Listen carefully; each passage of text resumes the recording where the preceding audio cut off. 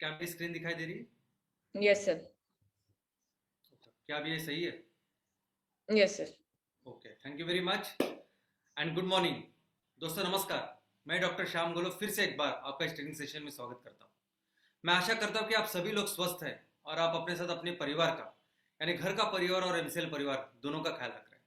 मैं ये भी आशा करता हूँ कि आप सभी लोग 1 घंटा बहुत अच्छी एक्सरसाइज कर रहे हो और अपने हार्ट और अपने लंग को मजबूत करके अपनी इम्यूनिटी बढ़ा रहे हैं। दोस्तों हम सभी लोग उद्योजक हैं। तो उद्योजक है इसका ये जरूरी नहीं है कि हम लोग जिस विषय में काम कर रहे हैं उसके विशेषज्ञ हो, उसमें एक्सपर्ट हो या उसमें डॉक्टरेट हो।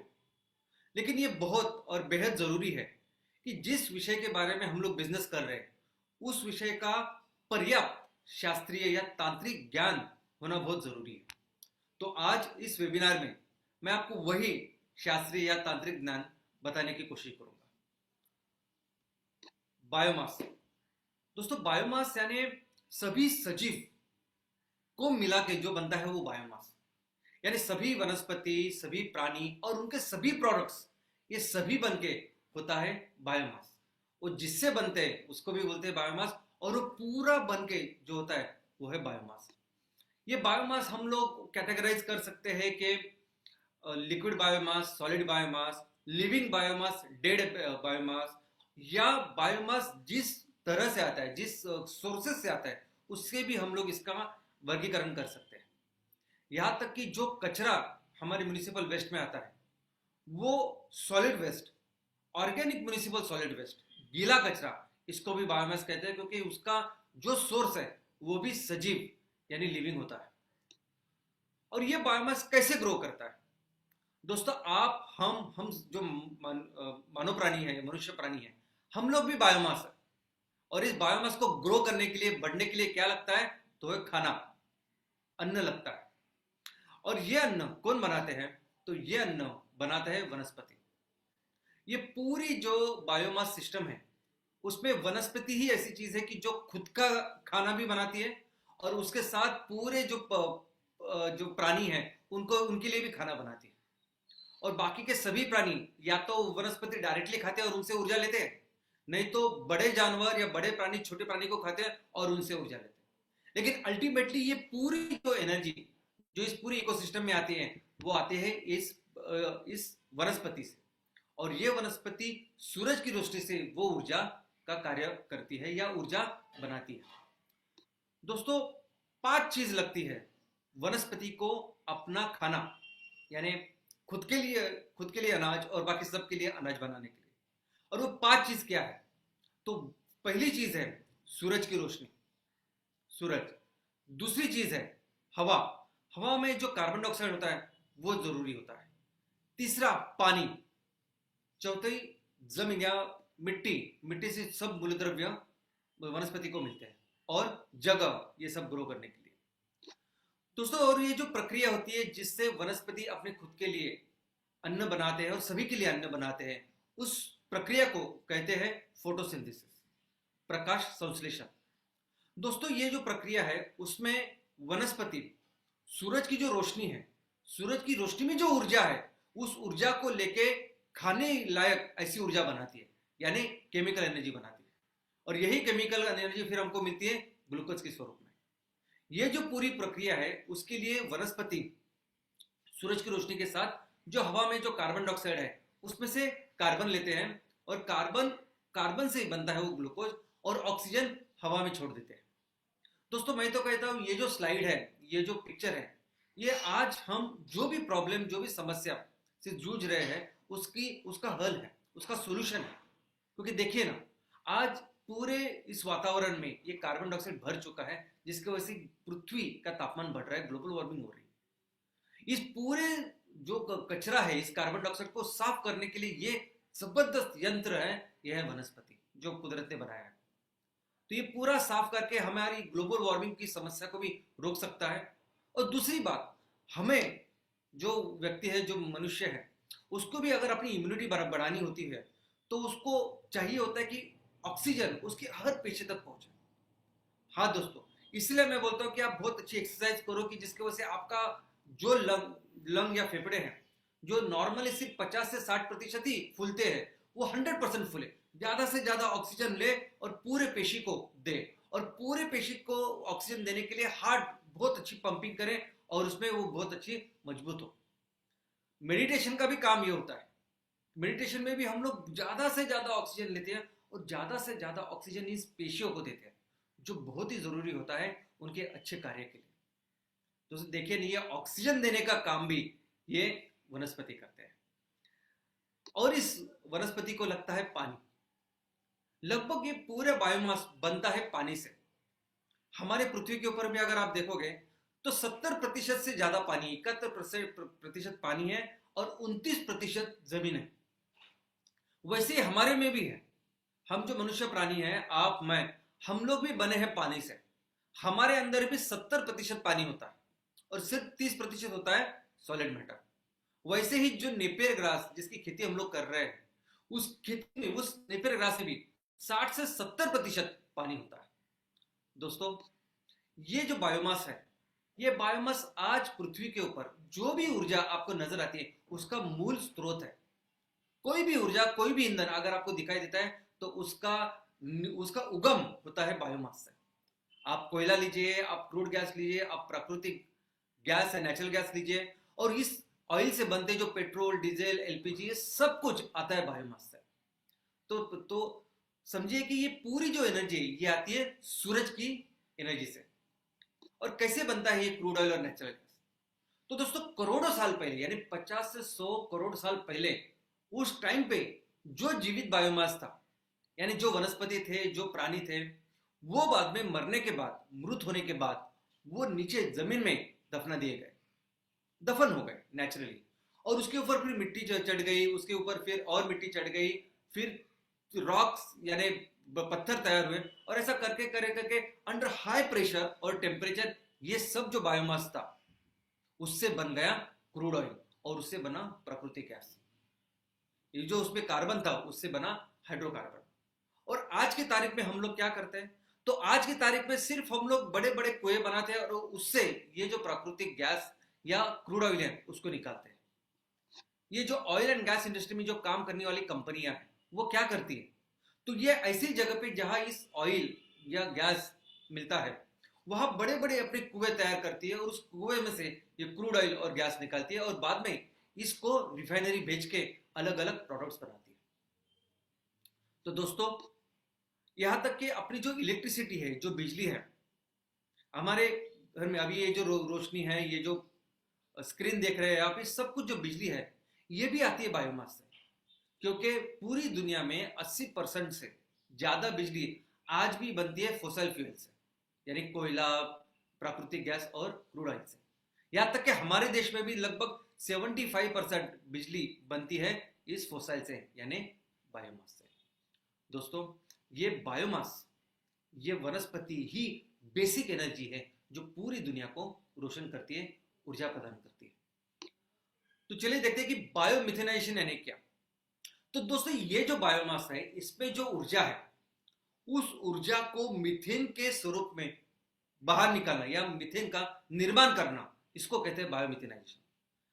बायोमास से मीथेन बनाना, इस प्रक्रिया को बोलते हैं बायोमिथेनाइजेशन। और बायोमिथेनाइजेशन का दूसरा मीनिंग, अर्थ ये भी है कि बायोलॉजिकल प्रोसेस होती है। यानी ये इस बायोमास से हम लोग जो मीथेन बनाते हैं इसका काम करते हैं छोटे छोटे माइक्रो ऑर्गेनिजम्स, इसको कहते हैं बायोमिथेनाइजेशन। तो सिंपल है, जो बायोमास आज हमारे नेचर में, कल्चर में है, उससे ऊर्जा, यानी ये जो मीथेन है ये बेसिकली उस बायोमास में हुआ जो ईंधन है, जो ऊर्जा है, उसको हम लोग निकालते हैं और इसी प्रक्रिया को बोलते हैं बायोमिथेनाइजेशन। दोस्तों, लेकिन ये मीथेन इस प्रक्रिया को छोड़ बाकी प्रक्रिया में से भी आता है। नंबर 1 कि ये जो मीथेन है, ये जो बायोमास से बनी हुई एनर्जी, ये हमारे धरती के अंदर है। तो जब भी ज्वालामुखी फटता है तो उसमें से भी मीथेन बाहर आता है। आज जो भी हमारा कचरा है, जो भी म्युनिसिपल वेस्ट है, आज गांव में भी इतना सारा वेस्ट बन चुका है, तो वहां जो भी जो गीला या सड़ने वाला जो कचरा होता है उसका जो विघटन करते हैं छोटे छोटे माइक्रो ऑर्गेनिज्म, उससे भी मीथेन जनरेट होता है और वो हवा में चला जाता है। हमारे जो सभी जो एनिमल्स है, प्राणी, उनकी जो टॉयलेट है उसमें से भी बहुत मीथेन का निकास होता है और वह बहुत मीथेन की निर्मित होती है। और केमिकल डिग्रेडेशन, इस सूरज की रोशनी से भी एक केमिकल डिग्रेडेशन होकर मीथेन तैयार होता है। दोस्तों ये मीथेन अगर हम लोग ऐसे ही छोड़ दें तो इस मीथेन में बहुत ऊर्जा होती है, बहुत ऊर्जा, यानी अगर उसको ऐसे ही छोड़ दे तो ये बहुत ज्यादा तापमान गर्म कर सकता है। यानी हम लोग जो ग्लोबल वार्मिंग बोल रहे हैं ये हो रही है कार्बन डाइऑक्साइड की वजह से। अभी 1 टन कार्बन डाइऑक्साइड जितना गर्मी तैयार करेगा उससे 28 गुना ज्यादा ये 1 टन मीथेन गर्मी तैयार करता है। तो ग्रीन हाउस गैस करके अगर इसको ऐसे ही छोड़ा हम लोगों ने तो बहुत बड़ी मात्रा में ग्रीन हाउस गैसेस या ग्लोबल वार्मिंग बढ़ सकती है। लेकिन इसको अगर हम लोग ने इस्तेमाल किया तो सबसे अच्छा, सबसे बेस्ट ईंधन है ये मीथेन। आज अगर हम लोग कुकिंग की बात करें एलपीजी को, तो हमारी घर की रसोई हो या बड़े बड़े होटल्स हो, हर जगह यह एलपीजी को 100% रिप्लेस कर सकता है। अगर हम लोग ट्रांसपोर्टेशन की बात करें, वाहनों की बात करें, तो आज आपकी कोई भी गाड़ी जो आज पेट्रोल के ऊपर, डीजल के ऊपर चलती है, 2 व्हीलर से लेके 4 व्हीलर से लेके बस, ट्रक, सब कुछ, ये सभी वाहने आज हम इस मीथेन पे चला सकते हैं सीएनजी के माध्यम से।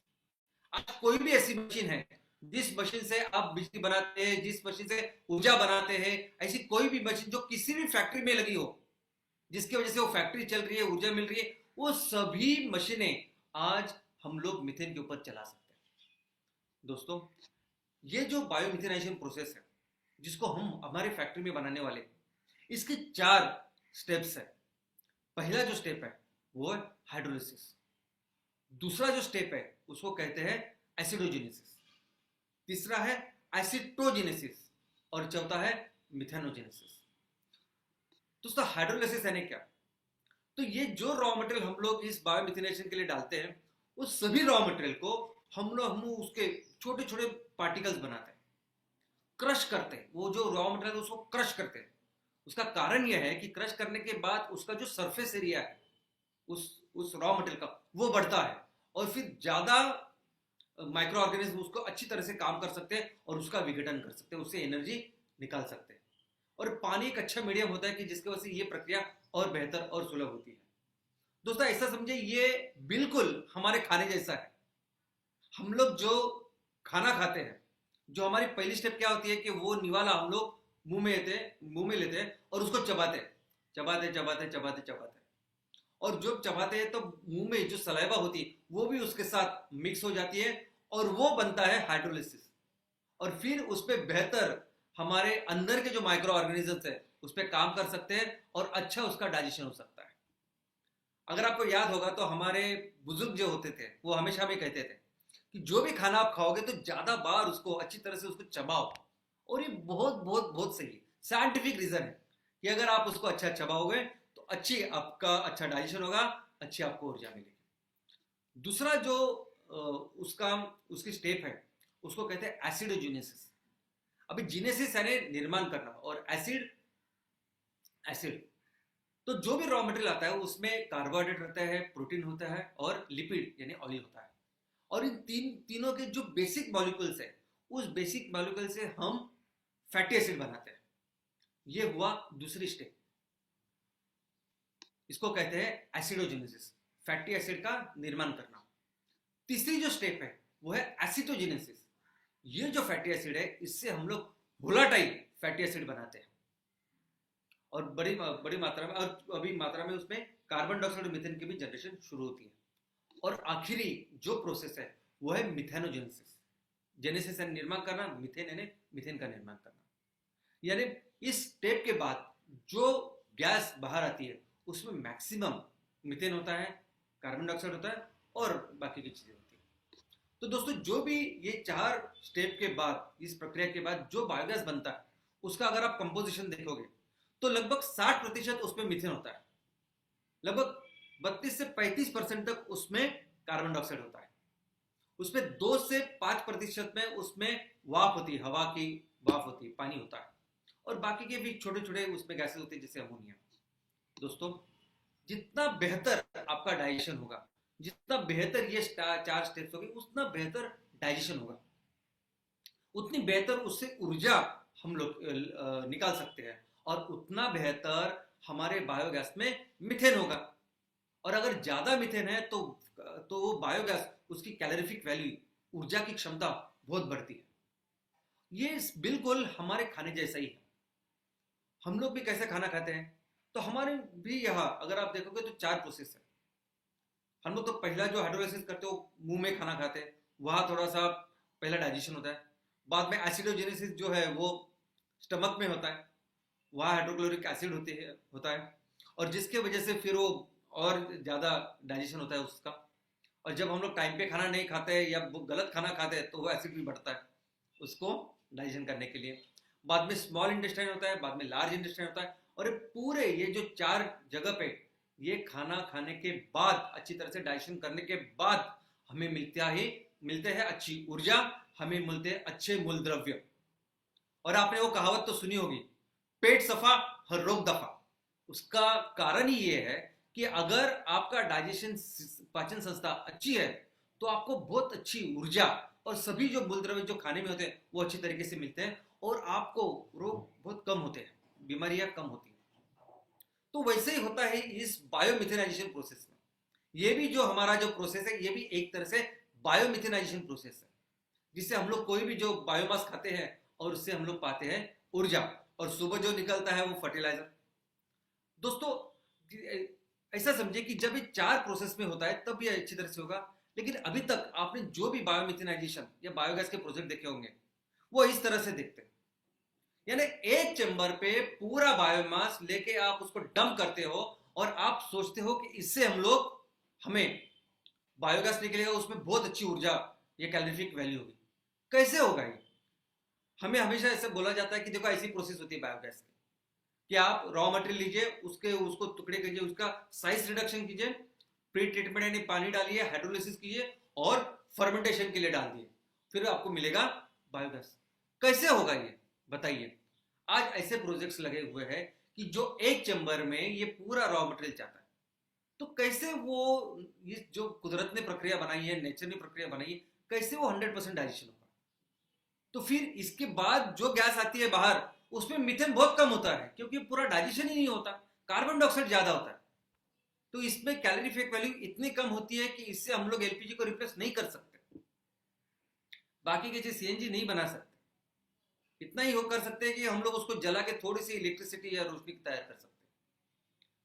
दोस्तों, ये करने के लिए इसी लोग हमारी जो अगर टेक्नोलॉजी अगर आप देखोगे, एमसीएल का अप्रोच अगर देखोगे, तो एमसीएल में तो हर चीज के लिए, हर एक स्टेप के लिए अलग अलग स्वतंत्र ऐसा रिएक्टर है, और ये रिएक्टर है जो हर इस स्टेज को अच्छी तरह से क्लियरली पूरी तरह से तैयार करता है। और इस रिएक्टर में हम लोगों ने सेंसर भी रखे, पीएच, टेम्परेचर, ताकि हर प्रोसेस अच्छे तरीके से। अब इस बायोमिथेनाइजेशन प्रोसेस के लिए क्या क्या रॉ मटेरियल आज की तारीख में यूज होता है? तो जैसा मैंने कहा कि बायोमिथेनाइजेशन में कोई भी बायोमास हम लोग यूज कर सकते हैं। ये पूरा जो वनस्पति से, प्राणी से और उनका जो कोई उनके प्रोडक्ट्स हैं, वो सबसे हम लोग बायोमिथेनाइजेशन कर सकते हैं और उसकी से ऊर्जा प्राप्त कर सकते हैं। लेकिन आज की तारीख में जितने भी प्रकल्प, जितने भी प्लांट, जितने भी प्रोजेक्ट्स बायोमिथेनाइजेशन के भारत में लगे हैं, 99% ये जो प्रोजेक्ट्स हैं ये बने हैं सिर्फ और सिर्फ वेस्ट के ऊपर। यानी चाहे वो म्यूनिसिपालिटी का गीला कचरा हो, चाहे वो खेती का कचरा हो, चाहे जो एनिमल्स है उनका गोबर हो, उसके ऊपर ये प्लांट्स मैक्सिमम लगे हैं। यहाँ तक कि हमारे जो सतत स्कीम में अगर आप देखोगे कि भारत सरकार को 5000 ऐसे प्लांट लगाने, जिससे हम लोग सीबीजी यानी कंप्रेस बायोगैस हम लोग तैयार करें। लेकिन इस सीबीजी के लिए रॉ मटेरियल का क्या है, अगर आप उसमें देखोगे तो उसके लिए रॉ मटेरियल यानी ग्रामीण स्वच्छता ग्रामीण योजना जो है, उसमें से गांव का जो कचरा है, एग्रीकल्चर जो वेस्ट है, उसको उन्होंने रॉ मटेरियल यहाँ लिया है। यानी हमारे इस सिस्टम में अगर आप देखोगे तो बायोमिथेनेशन प्रोजेक्ट यानी क्या, तो कचरे का प्रोजेक्ट यानी बायोमिथेनेशन प्रोजेक्ट ऐसा सब जगह बना है। हर म्युनिसिपालिटी में, हर जगह आप अगर कोई भी बायोगैस, कोई भी बायोमिथेनेशन का प्रोजेक्ट आप देखो ना, तो उसका एक ही मकसद होता है कि कचरा जो है, वेस्ट जो है, उसका 100% ट्रीटमेंट करना। तो वो संकल्प, वो स्टेटस बन चुका है हमारे इस बायोमिथिनेशन प्रोजेक्ट का। लेकिन दोस्तों, क्या आप जानते हैं कि दुनिया में बायोमिथिनाइजेशन के ऊपर काम करने वाला भारत देश सबसे पहला देश है, बहुत पहले। यानी इस बायोमिथिनेशन के ऊपर, इस बायोगैस के ऊपर पॉलिसी बनाने वाले, प्रोजेक्ट्स लगाने वाले सबसे कोई अगर देश होगा, सबसे ज्यादा, सबसे पहले काम शुरू करने वाला, वो है हमारा भारत देश। और इसका कारण यह है कि जैसे हम लोग अभी आबादी में दूसरे स्थान के ऊपर है, वैसे ही जो प्राणियों, ये जो जानवर है, उसकी आबादी में हम लोग सैकड़ों साल से नंबर 1 पे है। यानी हमारे यहाँ जितनी आबादी है उतनी आबादी पूरी दुनिया में कहीं नहीं। इसीलिए इस जानवरों के जो उनका काउडंग था, उनका गोबर था, उसके ऊपर बायोगैस के प्रोजेक्ट यहाँ पहले से लगते हैं। अगर आप रिकॉर्ड देखोगे तो 1800 सदियों में भी ये प्रोजेक्ट लगे हैं। पहला जो कमर्शियल प्रोजेक्ट अगर आप देखोगे तो 1939 में प्रोजेक्ट लगाया गया है, जो मुंबई में दादर में लगाया था, और उससे बिजली बना के उन्होंने वो स्ट्रीट लाइट की थी। तो तब से लेके इतने सारे प्रोजेक्ट हमारे देश ने लगाए हैं। ये बाकी के देश में कहीं भी इतना काम नहीं हुआ होगा जितना हमारे देश में हुआ है, इतने साल से, सदियों से होता आ रहा है। और अगर आप देखोगे कि कितने प्रोजेक्ट हम लोगों ने लगाए, तो 1990 में, 91 में लगभग 12.5 लाख प्रोजेक्ट ऑन पेपर हमारे इधर थे। और आज 2012-13 की बात करें तो लगभग 45 लाख प्रोजेक्ट्स बायोगैस के इंडिया में लग चुके हैं। लेकिन इनसे कितनी ऊर्जा तैयार हो रही है, कितना गैस तैयार हो रहा है? अगर आप सोच रहे हैं कि उससे रसोई का गैस हम लोग तैयार कर सके, तो कितना गैस हम लोग बना रहे हैं? तो दोस्तों, फिगर ये है, जो गवर्नमेंट की फिगर है, कि जितना एलपीजी हमको लगता है, उस एलपीजी की रिक्वायरमेंट का 5%, सिर्फ 5% इतना गैस हम लोग बना रहे हैं। यानी 45 लाख प्रोजेक्ट्स और बना रहे हैं सिर्फ 5% ऑफ एलपीजी। तो इसका मतलब आप देख सकते हैं कि ये मैक्सिमम प्रोजेक्ट, ये छोटे छोटे प्रोजेक्ट है, घर के पीछे जो लगते हैं ना वो। और पहले से डे 1 से ये इतना अच्छा प्रोजेक्ट है, इतने अच्छे बेनिफिट्स है कि गवर्नमेंट में इसके ऊपर 35%, 30 से 35% इसके ऊपर सब्सिडी दी थी। तो इसलिए मैक्सिमम प्रोजेक्ट्स उसी चक्कर में लगे हैं। और कितने प्रोजेक्ट्स में चल रहे हैं, कितने बंद है, इसका नंबर अभी नहीं। तो दोस्तों, और ये प्रोजेक्ट आने वाले दिनों में बहुत महत्वपूर्ण होने वाला है। ये जो जैव ईंधन का जो हम लोग अभी प्रसार और उसको बढ़ा रहे हैं, ये आने वाले दिनों में बहुत इंपॉर्टेंट प्रोजेक्ट, बहुत इंपॉर्टेंट सेक्टर होने वाला है। यही बात चाइना ने सिर्फ 10-12 साल पहले चाइना के समझ में, और आज के तारीख में अगर आप देखोगे कि पिछले 10 सालों में चाइना ने क्या किया, तो हमारे देश में जितनी भी कैपेसिटी है बायोमिथेनाइजेशन प्रोजेक्ट से बनाई हुई, उसे 40 गुना कैपेसिटी चाइना ने तैयार की है। दोस्तों, आज ये पूरा जो पर्सपेक्टिव है हमारे देश में बायोमिथेनाइजेशन प्रोजेक्ट को लेकर, जो सोच है, उसको बदलने का काम करने वाली है एमसीएल। हम आने वाले दिनों में ये पूरी सोच बदलने वाले। ये जिस प्रोजेक्ट को ये सभी लोग अगर कचरे का प्रोजेक्ट बोलते हैं, वेस्ट मैनेजमेंट का प्रोजेक्ट बोलते हैं, हमारे लिए वो प्रॉपर जैव ईंधन तैयार करने वाली फैक्ट्री है। हम ये प्रोजेक्ट जो बायोमिथेनाइजेशन प्रोजेक्ट लगेंगे ना, वो सभी जैसे कोई इंडस्ट्री में लगता है ना, अगर आप स्टील की फैक्ट्री लगाते हो, आप किसी वाहन या कार तैयार करने वाली फैक्ट्री लगाते हो, आप मोबाइल तैयार करने वाली फैक्ट्री, आप कोई भी फैक्ट्री अगर आप लगाते हो, तो क्या क्या सोचते हो उसके बारे में? रॉ मटेरियल कितना तैयार करेंगे, कहाँ बेचेंगे, सब कुछ। वैसे ही हमारे लिए ये जो है, ये बायोमिथेनाइजेशन के प्रोजेक्ट है, ये प्रॉपर एक इंडस्ट्री की फैक्ट्री है। और ये हमारे लिए 100% ऑयल एंड गैस प्रोजेक्ट, जिसमें हम लोग ये रिन्यूएबल ऑयल एंड गैस तैयार करेंगे, और ये पूरे जो हमारे आज मार्केट में ये फॉसिल फ्यूल जो चलते हैं, जो बाहर से लाते हैं, उसको हम 100% रिप्लेस करेंगे। हम इसीलिए, अगर आप हमारी टेक्नोलॉजी भी देखोगे, तो सिर्फ वो टेक्नोलॉजी देख के आपको पता चलेगा, ऑल ओवर द वर्ल्ड ये सिर्फ एक डोम के ऊपर ऐसे फर्मेंटेशन का काम चलता है। अभी कुछ देश है जो अभी बेहतर कर रहे हैं, लेकिन एमसेल की तरफ देखिए, एमसेल की अगर ये टेक्नोलॉजी भी देखेगी तो आपको समझ में आएगा कि इस चीज के लिए, इस सेक्टर के लिए हम लोगों ने कितनी तैयारी की है। इसके अलावा हमारा प्रॉपर एक बिजनेस टारगेट्स है कि हम लोग ये जो प्रोजेक्ट्स तैयार करेंगे, इस प्रोजेक्ट्स की क्या कैपेसिटी होगी, हम हर तहसील में कम से कम 100 टन जैव ईंधन का निर्माण करना चाहते हैं, और 100 टन और उसके मल्टीपल्स जितना ज्यादा हो सके। लेकिन आज कुदरत ने हमें इतना कुछ दिया है कि हमारे हर तहसील में 400, 500, 600 टन की फैक्ट्री लग सकती है, और वो हम लोग लगाएंगे। और जैसे आप कोई भी दूसरी, जैसे आप कार तैयार करने की फैक्ट्री लगाते हैं, और आप फिर देखते हो कि मुझे अगर साल में 1000 कारें तैयार करनी है, तो हमें इतना टायर लगेगा, इतना स्टील लगेगा, इतनी बैटरियां लगेगी, इतना सब कुछ लगेगा, यानी रॉ मटेरियल के बारे में सोचते हैं। वैसे ही रॉ मटेरियल इसके लिए कितना लगेगा ये भी हम लोगों ने सोच के रखा है।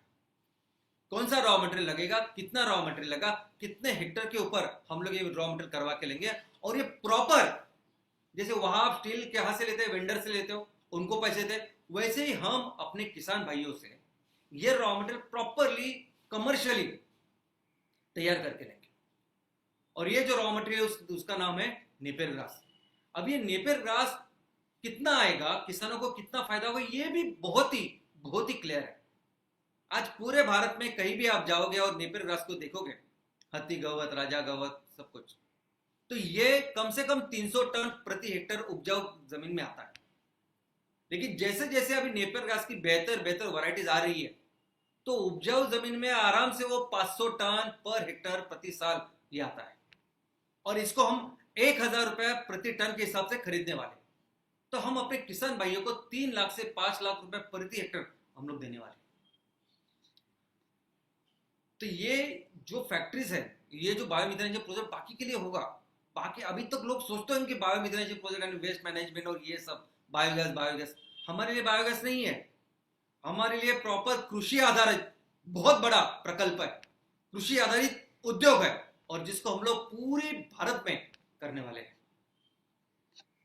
अभी इस बायोमास के लिए हमने देखा कि नेपियर ग्रास हमारे भारत के लिए बहुत अच्छा है, लेकिन ऑल ओवर द वर्ल्ड, पूरी दुनिया में बायोमास का सोर्स करके अलगे के ऊपर काम चल रहा है। अभी अलगे यानी क्या, अलगे यानी शैवाल, अलगे यानी काई। अभी इस अलगे के ऊपर क्यों लोग इतना काम कर रहे हैं, कैसे कैसे लगता है कि अलगे आने वाले दिनों में, और 4th जनरेशन बायोफ्यूल में अलगे का नाम होता है, तो क्यों अलगे के बारे में इतना लोग काम कर रहे हैं, तो ये चलो देखते हैं। नंबर 1, अलगे के बहुत काफी ऐसी गुण हैं जिसके वजह से अलगे को एक promising source of raw material कहा जाता है। नंबर 1, ये हमारी जो पृथ्वी है, इस पृथ्वी के ऊपर जीव सृष्टि अगर चालू हुई होगी, जीव पहले कोई तैयार हुआ होगा हमारे पृथ्वी के ऊपर, तो वो था ये अलगे, ये शैवाल।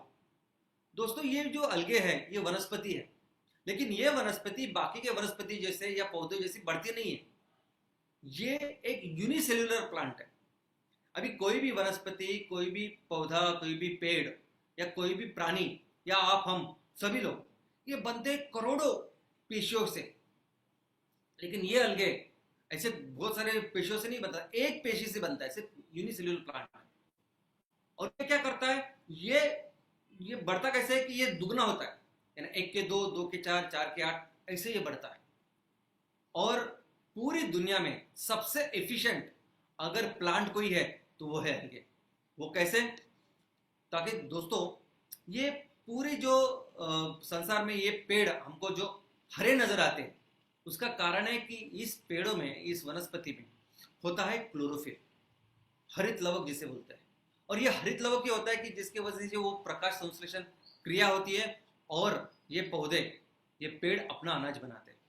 अब ये अलगे ये ऐसी वनस्पति है कि इसमें इसका जो कॉन्सेंट्रेशन है क्लोरोफिल का, वो सबसे ज्यादा है। पूरे संसार में जितने भी पेड़ पौधे आपको नजर आएंगे ना, उससे सबसे अधिक कार्यक्षम अगर कोई वनस्पति है तो वो है अलगे, ये शैवाल। उसकी कैपेसिटी, वो सूरज की रोशनी लेके, उसकी ऊर्जा लेके खाना बनाने की जो कैपेसिटी है, वो अलगे के संसार में सबसे ज्यादा है। तो बहुत फास्ट ये अलगे अपना खाना बना सकता है, इतना के जितना अलगे आप डालोगे ना, हो सकता है 1 दिन में वो डबल होता है।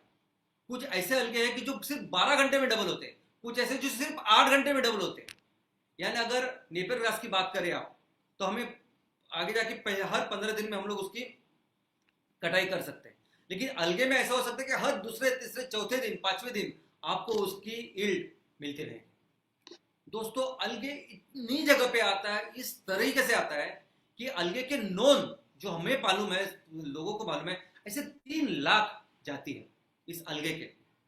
यानी इसके अलावा बहुत सारी जाति हो सकती है जो इस संसार में हमें पता ही नहीं, जो मालूम है वो 3 लाख स्पीसीज है। ये अलगे हर जगह आता है। यानी कोई अच्छा पानी हो, नदी का पानी या सलाइन वाटर हो, या इवन आपके बारिश में अगर कोई छोटा सा कोई तालाब तैयार होता है, या छोटा सा इवन रोड पे भी अगर कोई छोटा सा पानी हो जाता है तो उस पर आ जाता है अलगे। इतने फास्ट ग्रो होता है, हर जगह ग्रो होता है, कहीं भी ठंडे कोई भी जगह हो, कोई भी एग्रो क्लाइमेटिक कंडीशन हो, ये अलगे आता है, इसलिए उसकी इतने सारे जाति प्रजाति है। और दोस्तों इस अलगे में होता है ऑयल, इसलिए जब वो ऑयल वो अलगे से जब हम लोग फिसलते क्यों है, क्योंकि उसमें ऑयल होता है। और ये इसका कारण ये है कि बहुत छोटे छोटे लेयर पे भी ये आता है, क्यों है, क्योंकि अलगे को इस शैवाल को आने के लिए पानी का सिर्फ ऊपर का 1 सेंटीमीटर इतना ही भाग चाहिए होता है, वो नीचे नहीं ग्रो होता, वो सिर्फ ऊपर ही अपना लेयर बनाता है। 1 सेंटीमीटर इतना पानी रहा ना तो भी अलगे आएगा। तो इसीलिए हर जगह पर ये आता है। और लगभग 72 ऐसी चीजें हैं, फैक्टर्स है, जो अलगे की ग्रोथ कंट्रोल करते हैं। यानी बहुत स्पेसिफिक, बहुत ही विशिष्ट ऐसी वनस्पति जिसको इतने सारी चीजें लगती है या कंट्रोल करती है, जिसमें माइक्रोन्यूट्रिएंट्स है, मैक्रोन्यूट्रिएंट्स है, कार्बन डाइऑक्साइड कितना चाहिए, ऑक्सीजन टॉक्सिसिटी नहीं होनी चाहिए, वो लेयर बदलनी, जैसी बहुत सारी चीजें इसमें आती है।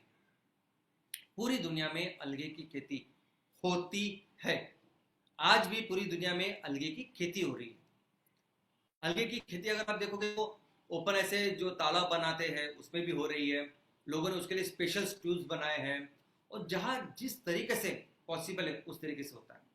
एक स्पेसिफिक जो सिस्टम है जो इस अलगे की ग्रोथ या कल्टीवेशन या खेती करते हैं, उस सिस्टम को कहते हैं फोटो बायोरिएक्टर सिस्टम। उसमें क्या होता है, जैसे अपने रिएक्टर है बहुत बड़े बड़े, वैसे उन्होंने प्लास्टिक के और या कांच के ऐसे ट्यूब्स बनाए हैं जिसमें वो अलगे की ग्रोथ करते हैं, अलगे को बढ़ाते हैं, और इस अलगे के उस कांच के ऊपर ये ट्रांसपेरेंट होती है और उसके ऊपर सनलाइट काम करती है और उसी से अलगे अपना खाना बनाती है, इसलिए उसको फोटो बायोरिएक्टर बोलते हैं। दोस्तों ये सिस्टम पूरी दुनिया में इसका उपयोग करते हैं, और ये हर तरह के इसके बहुत सारे प्रकार हैं।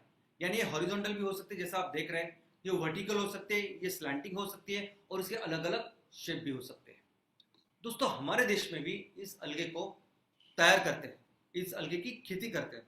तो किसके लिए ये अलगे की खेती करते हैं ये भी समझना जरूरी है। अलगे एक सुपर फूड है। अलगे जो वनस्पति है ना, आप सोच नहीं सकते इतनी अच्छी अच्छी चीजें इस शैवाल में, इस अलगे में। जिस ऑयल की मैं बात कर रहा हूं, ओमेगा 3, ओमेगा 6, ऐसे बहुत इसेंशियल ऑयल्स जो जरूरत होते हैं हमारी इम्यूनिटी के लिए, वो इस अलगे में है।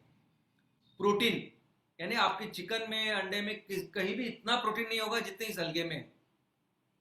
कई सारे ऐसे मूलद्रव्य इस अलगे में है जो बाकी की जगह पे आपको प्राकृतिक मिलेंगे ही नहीं। इतना सुपर फूड है ये अलगे, इतनी सारी चीजों को वो तैयार कर सकता है और हमें दे सकता है, प्रदान करता है। दोस्तों एक अभी कोई भी बीमारी अगर हमको होती है, उसके ऊपर हम लोग दवाई लेते हैं, वो दवाई में टैबलेट्स होती है, इंजेक्शन होती है, ये सभी दवाई को मिलकर जो सेक्टर बना हुआ है उसको कहते हैं हम लोग फार्मास्यूटिकल सेक्टर। लेकिन आपको कोई बीमारी हो ही ना, आपकी इम्यूनिटी बढ़े, आपकी पावर बढ़े, और आप किसी भी बीमारी से आगे रहे, इसके लिए जो न्यूट्रिशन आज मिलता है मार्केट में, उसका एक बड़ा सेक्टर बन चुका है जिसको कहते हैं न्यूट्रासिटिकल। तो एक दूसरा अलग सेक्टर है जो फार्मास्यूटिकल सेक्टर नहीं है, न्यूट्रासिटिकल सेक्टर, और उसमें वो सब ये अलगे वगैरह सुपर फूड्स होते हैं कि जिसकी वजह से आपकी इम्यूनिटी बहुत बढ़ती है। और अलगे आज तक अभी पूरी दुनिया में जो तैयार होता है, जिसकी खेती करते हैं, वो सिर्फ न्यूट्रासिटिकल के लिए करते हैं। हमारे देश में भी अगर आपने सुना होगा स्पिरुलिना, तो ये है अलगे। दोस्तों इस अलगे के कई प्रकार हैं, और इस अलगे के बेस पे कई सारे सुपर फूड के प्रोडक्ट्स आज पूरी दुनिया में मिलते हैं, अपने भारत में भी मिलते हैं, और ये बहुत महंगे भी होते हैं, इतने अच्छे ये अलगे हैं। लेकिन आने वाले दिनों में ये अलगे हमें बायोमास करके भी काम आने वाले हैं। इस अलगे के ऊपर एमसीएल ने बहुत काम कर चुका है, और आगे आने वाले दिनों में शायद इसके प्रोजेक्ट्स हम लोग करेंगे। और एक प्रश्न बार बार आपके मन में आता होगा कि ये बायोमिथेनाइजेशन जो प्रोसेस है, या बहुत सारे लोग पूछते हैं कि कितना मीथेन बनता है, कितना अगर हम लोग ये नेपियर ग्रास लगाएंगे तो उसमें से कितना सीएनजी निकलेगा। ये भी प्रश्न बार बार आपको आता होगा, तो ये भी समझाने की मैं कोशिश करता हूँ। दोस्तों, ये जो मीथेन बनता है, तो कितना मीथेन बनेगा, आप अगर जो बायोमास डालोगे, जो रॉ मटेरियल डालेंगे, उसमें से कितनी ऊर्जा, कितना सीएनजी बनेगा, ये जिसके ऊपर निर्भर है उसका नाम है ड्राई मैटर। ये निर्भर करता है, ये डिपेंड होता है ड्राई मैटर के ऊपर कि आपके बायोमास में कितना ड्राई मैटर है। जैसा मैंने कहा कि ये पूरा बायोमास में अधिकतर पानी होता है, तो जितना बचा हुआ ड्राई मैटर है वो डिसाइड करता है कि कितनी गैस बनेगी। और जितना ड्राई मैटर होता है उसके 35% बनती है क्रूड बायोगैस। और जो बायोगैस होता है उसमें कितना मीथेन होगा, वो अगर आप देखोगे तो उसकी एक रेंज है। यानी जो क्रूड बायोगैस में 45 से लेके 65% तक हो गया मीथेन, और 30 से लेके 40% तो हुआ कार्बन डाइऑक्साइड और बाकी की चीज़। लेकिन आज हम लोग जो काम कर रहे हैं, जो नेपियर गैस का और बायोमिथेनाइजेशन का, उसमें से जो क्रूड गैस तैयार होगा उसमें मीथेन ये 60-65% होगा और कार्बन डाइऑक्साइड बाकी का होगा। दोस्तों, और जब हमें इसको प्रोडक्ट करके बेचना है, सीएनजी करके बेचना है, तो उस सीएनजी में हमें 90% यानी 90% इतना मीथेन चाहिए होता है। जो गवर्नमेंट की नॉर्म्स है, गवर्नमेंट के जो स्पेसिफिकेशंस है इस प्रोडक्ट के बारे में, उसमें 90% उसमें मीथेन होना चाहिए। तो और ये जो मीथेन है यानी 90% मीथेन होना चाहिए, तब वो बनता है सीएनजी। लेकिन अगर इसमें 90% से ज्यादा मीथेन है तो एक बेहतर सीएनजी करके सामने आता है। हम एमसीएल जब हमारा सीएनजी मार्केट में लॉन्च करेंगे तो हम प्रीमियम सीएनजी करके उसको लॉन्च करेंगे, क्योंकि वो बाकी की जो नॉर्मल सीएनजी मार्केट में मिलता है उससे बेहतर, प्रीमियम, बेटर ऐसे सीएनजी होगा। इसका एग्जांपल मैं आपको देता हूँ। दोस्तों, मार्केट में आप जब पेट्रोल पंप पे गए होंगे तो दो टाइप का पेट्रोल, दो टाइप का डीजल मिलता है। एक नॉर्मल डीजल, नॉर्मल पेट्रोल, और दूसरा प्रीमियम पेट्रोल डीजल, उसको बोलते हैं स्पीड, पावर। तो कैसे ये प्रीमियम होता है? तो पेट्रोल में होता है ऑक्टेन नंबर और डीजल में होता है सिटेन नंबर। तो ये जो प्रीमियम डीजल होता है ना, उसमें ज्यादा सिटेन नंबर वाला डीजल होता है, ज्यादा ऑक्टेन नंबर वाला पेट्रोल होता है। ये अगर ज्यादा ऑक्टेन सिटेन वाला फ्यूल ईंधन अगर आप कार में डालोगे तो आप जैसे गाड़ी चालू करोगे, इग्निशन करोगे, तभी आपको पता चलेगा कि इग्निशन कितना स्मूथ हो गया। जब आप पिकअप लोगे तो आपको पता चलेगा यार कितना अच्छा ईंधन है, कि पिकअप कितना बेहतर है, और आपका जो एवरेज है वो भी बढ़ता है, इंजन की लाइफ भी बढ़ती है। वैसे ही होगा अपने सीएनजी के साथ। जब ज्यादा मीथेन वाला सीएनजी आप इस्तेमाल करोगे तो वो इग्निशन से आपको पता चलेगा कि ये सीएनजी बेहतर है, इसका पिकअप, उसका जो एवरेज है उससे पता चलेगा ड्राइवर को कि कितना अच्छा सीएनजी हम लोगों ने बनाया है। तो दोस्तों, आज पूरे भारत में जो भी बायो सीएनजी के प्रोजेक्ट के ऊपर लोग काम कर रहे हैं, उसके लिए स्पेसिफिक रॉ मटेरियल यानी पाउडर यानी गोबर का इस्तेमाल करते हैं। अभी इस गोबर में 80 से 85% पानी है, यानी 15 से 20% ही सिर्फ उसमें सॉलिड कंटेंट है, ड्राई मैटर है। और अगर उस गोबर में अगर पानी कोई मिलाता है तो और वो कम हो जाता है ड्राई मैटर। तो सोचिए वो डालने के बाद 1 टन में अगर सिर्फ 15% सॉलिड मैटर है तो उससे कितना बायोगैस और कितना मीथेन निकलेगा। और हमारे नेपियर ग्रास में 30 से 35%, 40% तक उसमें ड्राई मैटर होता है। तो दोस्तों, अगर आप ये देखोगे कि हम लोग 35% अगर उसमें ड्राई मैटर रखते हैं तो 1000 किलो यानी 1 टन जब नेपियर ग्रास हम लोग लेंगे तो उसमें ड्राई मैटर होगा 35% यानी 350 किलो, बाकी का होगा पानी। और इस 350 किलो में से 35% में से क्रूड गैस कितने निकलेगा, तो उसका 35% यानी 122.5 किलो। और इस क्रूड गैस में मीथेन कितना होगा, तो मीथेन होगा 60%, तो होगा लगभग 73.50 केजी इतना होगा। और इसको प्रॉपरली जब हम अपना प्रीमियम सीएनजी करके बेचेंगे तो लगभग 80 किलो तक ये हमें अपना प्रोडक्ट मार्केट में बेचने लायक ये बना के देगा। तो ये ग्रॉस ऐसी सिस्टम है और इसको हर स्टेप पे हम लोग बेहतर करेंगे, और जब आपके प्रोजेक्ट चुने होंगे तो मुझे लगता है आप इसको और बेहतर जानोगे। ये रहा बायोमिथेनाइजेशन प्रोजेक्ट, ये रहे वो प्रोजेक्ट जो हम लोग कर रहे हैं। लेकिन दोस्तों आने वाले दिनों में इस क्षेत्र में हम लोग बहुत बड़े लेवल पे कुछ प्रोजेक्ट्स करने वाले हैं। एक फ्यूचर प्रोजेक्ट्स हम लोग करेंगे, आप लोग करोगे। चलो देखते हो कौन से प्रोजेक्ट्स हैं। नंबर 1, ये सीवेज ट्रीटमेंट प्लांट जो होते हैं, एसटीपी प्लांट। आपने देखा होगा कि कोई भी बिल्डिंग भी बनती है तो उसके बाजू में एसटीपी का वो प्लांट होता है, सीवेज ट्रीटमेंट का प्लांट होता है।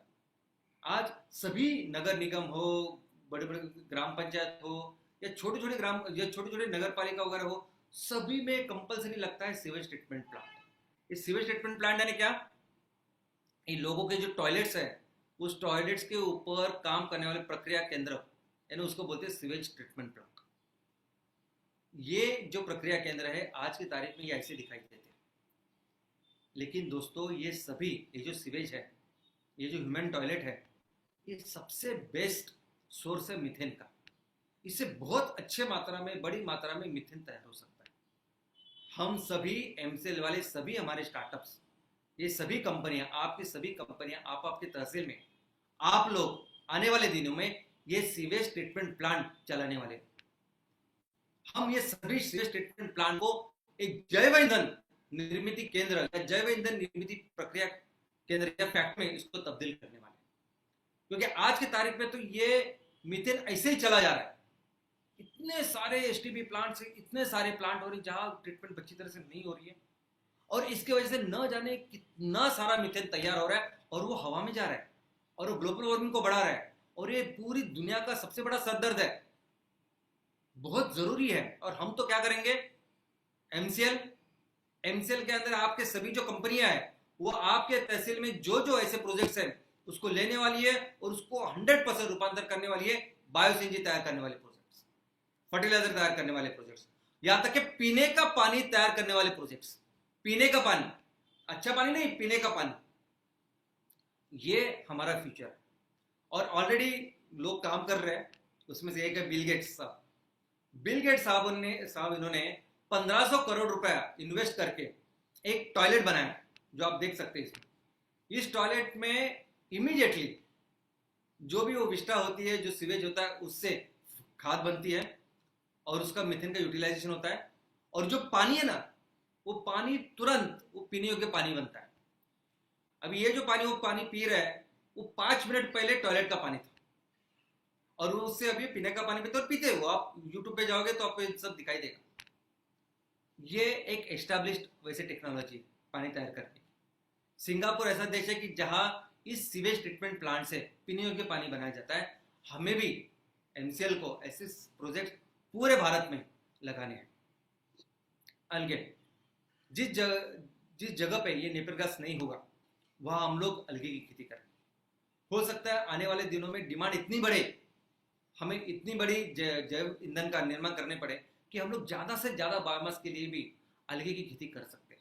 आपके तहसील में, आपके गांव में हम एमसीएल मिलकर अलगे की खेती भी करेंगे। और जहाँ सिर्फ पानी है, ज़्यादा ज़मीन नहीं है, कुछ कुछ वनस्पति ऐसी जो पानी में बहुत फास्ट ग्रो करती है। उसमें से एक ये नाम है जिसको वाटर हायसिंथ बोलते हैं, पान, ऐसा कुछ नाम है उसका हिंदी में। ये जो वनस्पति है, ये आज की तारीख में जहाँ जहाँ ये बढ़ती है, वहाँ के नगर निगम, वहाँ के लोगों को, गांव वालों को ये परेशानी है, ये हेडेक है, सरदर्द है, क्योंकि बहुत बढ़ती है और रुकती नहीं। जैसा मैं केरला में गया था, केरला में अगर आप जाओगे तो केरला में बहुत बड़े बड़े वाटर कैनल्स है, और वहाँ बहुत बड़ा प्रॉब्लम नहीं है कि इसको वाटर हायसिंथ को निकलना। लेकिन एमसीएल के प्रोजेक्ट्स के लिए ये सब बायोमास है, ये सब रॉ मटेरियल है। यहाँ तक कि कुछ ऐसी चीज, ऐसी प्रदेश कि जहाँ पानी है, पानी का सोर्स है, तो वहाँ हम लोग इसको लगा भी सकते हैं कि जिससे उसे इनकम, अच्छा रॉ मटेरियल हमारे किसानों को मिलेगा। सीवीड दोस्तों, समुद्र में कुछ ऐसे तरह के वीड्स है, ऐसे तरह के अलगे तो बहुत फास्ट ग्रो होते हैं। और ये अंतरराष्ट्रीय रिपोर्ट है कि हमारे यहाँ जो रामेश्वर है, रामेश्वर का ये फोटोग्राफ है, वहाँ के समुद्र में बहुत फास्ट ग्रो होने वाली एक सीवीड है जिसका एक्चुअल कल्टीवेशन कर सकते हैं हम। यानी अगर कोई गांव कोई तहसील समुद्र को लग के है, तो वहाँ समुद्र के अंदर हम लोग इस वनस्पति को तैयार कर सकते हैं, उसकी खेती कर सकते हैं। और ये पूरा बायोमास जो आपको दिख रहा है, वो पूरा हम लोग अपनी फैक्ट्री में लेके जा सकते हैं और उसे ईंधन बना सकते हैं। नेक्स्ट रेवोल्यूशन दोस्तों, हमने अभी देखा कि कैसे बायोमास से हम लोग वो प्राकृतिक गैस जो कुदरत ने बनाई है अंदर, उसको हम लोग फैक्ट्री में बनाएंगे और उससे वो मीथेन, उससे वो सीएनजी सब कुछ बनाएंगे। वैसे ही कुदरत ने जो क्रूड ऑयल बनाया है, वैसे ही क्रूड ऑयल हम लोग आने वाले दिनों में आपके फैक्ट्री में बनाने वाले हैं। जिस बायोमास जो नेपियर गैस आप लोग तैयार कर रहे हैं, कल हो सकता है उससे हम लोग, हो सकता नहीं करेंगे, उससे हम लोग बायो क्रूड ऑयल बनाएंगे। तो आज एक जेट फ्यूल है, कुछ ऐसे एप्लीकेशंस है कि जहां लिक्विड फ्यूल ही लगने वाले, जैसे विमान में आपको लिक्विड फ्यूल ही लगेगा, वहाँ गैस नहीं उसका इस्तेमाल हो सकता। तो वहाँ हम लोग ये बायोजेट फ्यूल ये लोग तैयार करेंगे और बेचेंगे। लेकिन इससे हम लोग वही green vitriol, green diesel, green LPG भी तैयार कर सकते हैं और हमारे लोगों को दे सकते हैं। और ये होगा नया रेवोल्यूशन, नई क्रांति जो हम लोग करने वाले हैं। दोस्तों, हमारे देश में कुदरत ने इतना कुछ दिया है कि हम लोग पूरे दुनिया के लिए फिर से एक बार सबसे ज्यादा ईंधन तैयार करने वाला, सबसे ज्यादा खाना अनाज तैयार करने वाला ऐसा देश बनने ही वाले। और दोस्तों, हम एमसीएल के माध्यम से अपने देश को फिर से एक बार वो दर्जा प्राप्त करने वाले हैं जो जिसपे हम लोग कही थे और हजारों साल तक थे। और मैं आशा करता हूं कि आप सभी लोग अपने अपने ग्राम पंचायती में, अपने अपने गांव में चलो मिलके ऐसा काम करते हैं और फिर से अपने देश को सुपर पावर